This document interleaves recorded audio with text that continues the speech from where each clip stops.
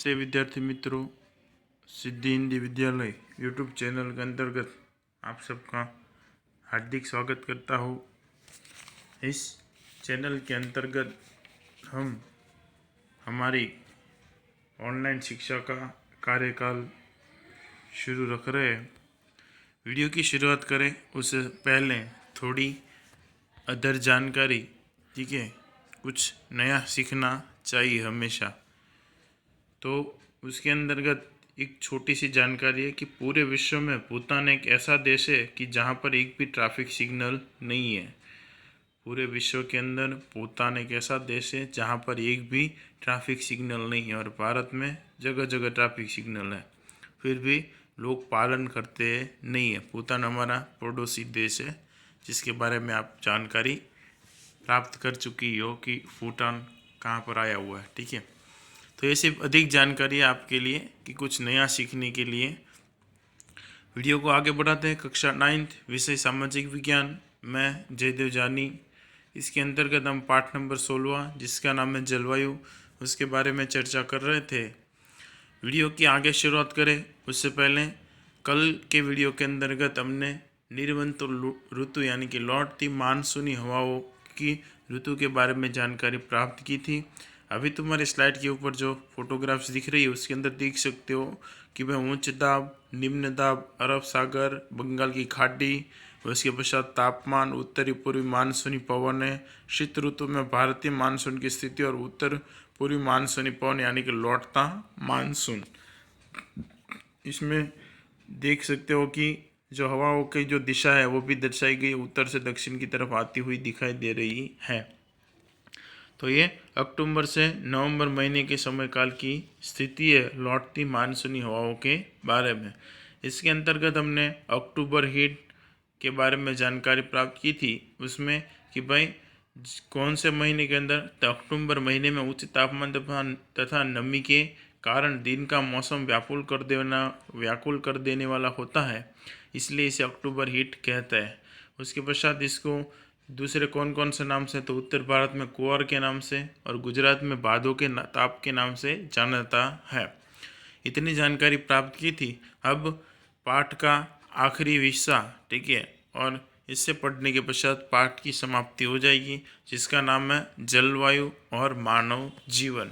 कि भाई जलवायु को मानव जीवन के साथ क्या संबंध है, किस प्रकार से मानव जीवन पर उसकी क्या पड़ती है, कि उसकी जो विभिन्न स्थितियाँ, कि वो किस प्रकार से मानव की प्रवृत्तियों को बदलता है। तो आइए शुरुआत करते हैं।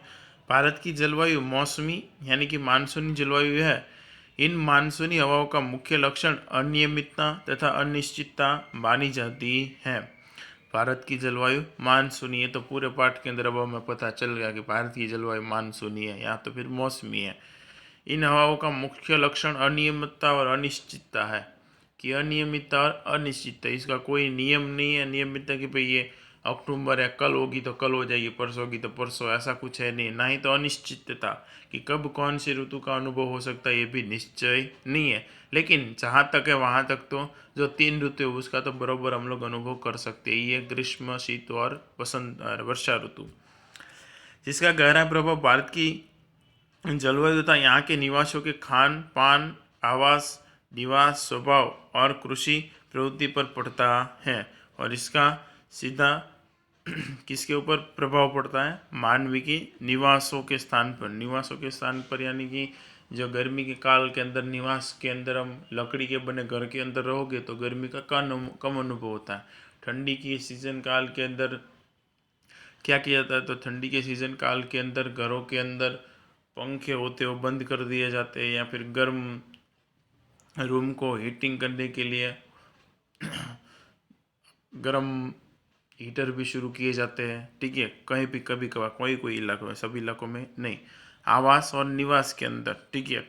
और खान पान के अंदर गर्मियों की सीज़न के अंदर ठंडा खाना खाते हैं, ठीक है, और ठंडियों की सीज़न के अंदर गर्म खाना खाते हैं, ठीक है। गर्म भजिए या फिर नई नई आइटमें बनाकर ठंडी के सीज़न के अंदर खाते हैं। वर्षा ऋतु के अंदर भी ना ही तो गर्म ना ही तो ठंडा ऐसा खाना खाते हैं, ठीक है। और उसके पश्चात स्वभाव पर भी, गर्मी के कारण जानते हो स्वभाव, ठंडी में स्वभाव ठंडा रहेगा, गर्मी के कारण एक तो धूप बहुत पड़ती है और ऊपर से इंसान का दिमाग भी इतना गर्म रहता है, तो इसके कारण स्वभाव के अंदर भी प्रभाव पड़ सकता है कि भाई वर्षा ऋतु उस समय बीमारी अधिक आती है। बाकी ठंडी की ऋतु के अंदर देखो तो इतनी सारी बीमारियां देखने को मिलती नहीं है। तो ये प्रभाव पड़ता है, कृषि प्रवृत्ति पर भी प्रभाव पड़ता है कि कृषि के अंदर रबी पाक, उसके पश्चात ठंडी की सीज़न के अंदर अलग फसल रहते हैं कि जैसे बारिश की सीज़न के अंदर मक्का है, कपास है, बाजरी है, ये सब होता है। ठंडी की सीज़न काल के अंदर जीरा, उसके पश्चात गेहूँ है, चना है, इसका उत्पादन किया जाता है।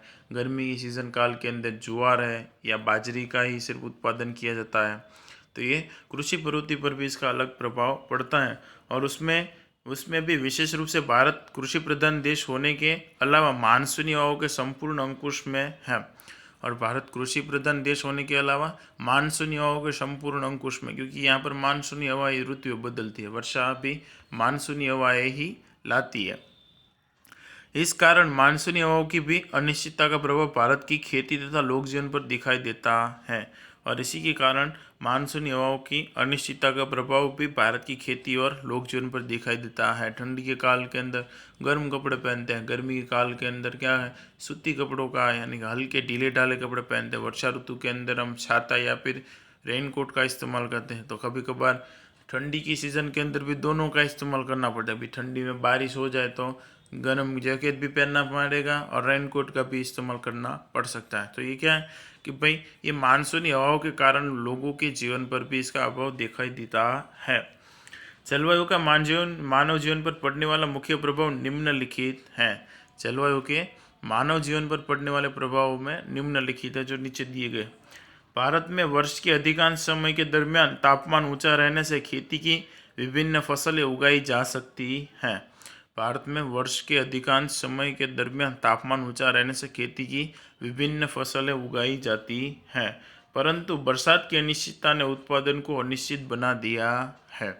ठीक है, तापमान ऊंचे हैं, जैसे कि कोई भी फसल हो या फिर कोई भी छोड़ हो या कोई पौधा हो, उसको क्या चाहिए, तो गर्मी चाहिए। ठीक है, और उसके पश्चात पानी की आवश्यकता रहती है और हवा की थोड़ी बहुत आवश्यकता रहती है।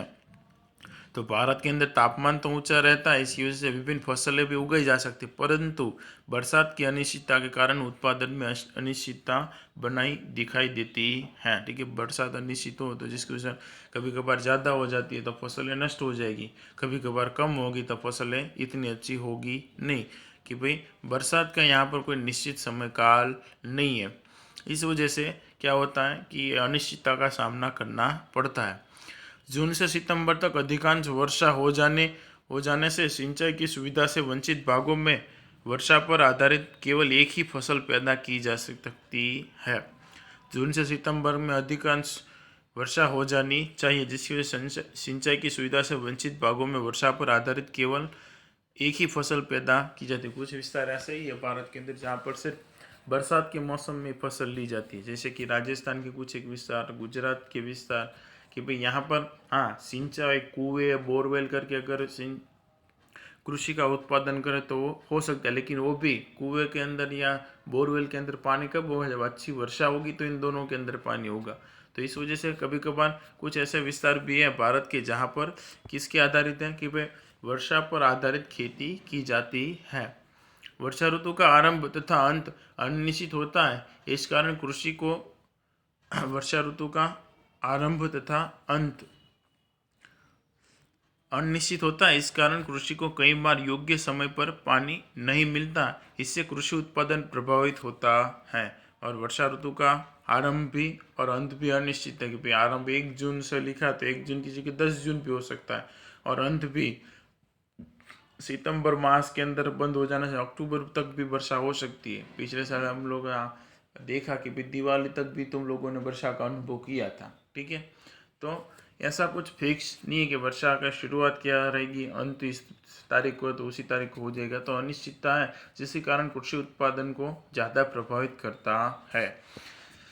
कभी अतिवृष्टि होती है, यानी कि कम वर्षा से ज़्यादा वर्षा हो जाती है। कभी क्या हो जाती है,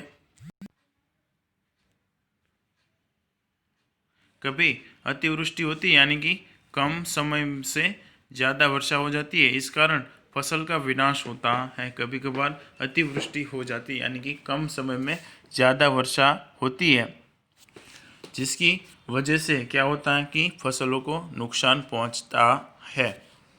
इसके पश्चात के वीडियो हम आगे के वीडियो के अंदर देखेंगे।